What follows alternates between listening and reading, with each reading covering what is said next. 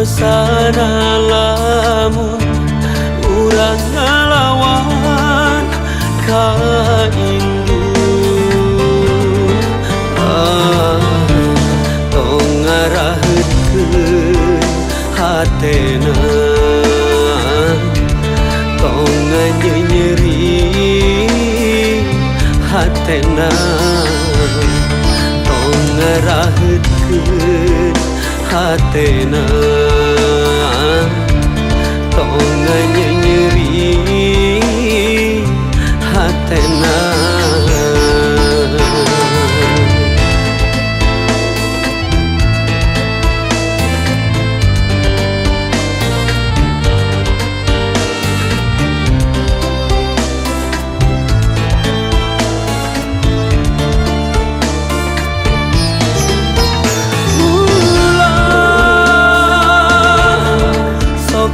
Bangkang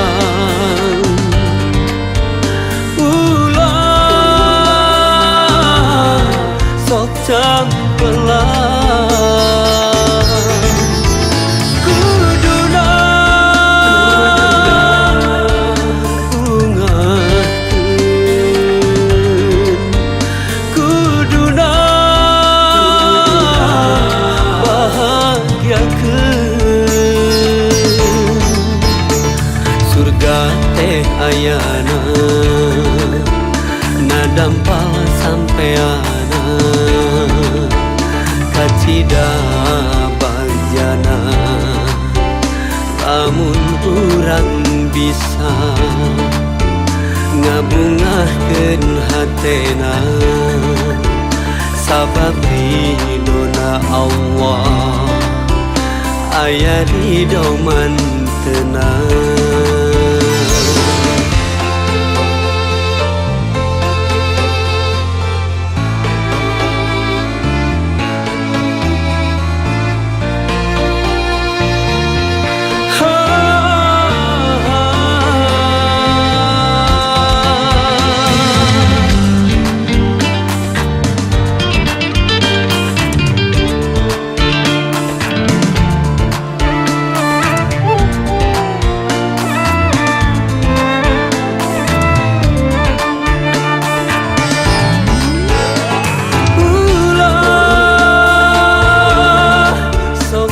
Bangkang ulah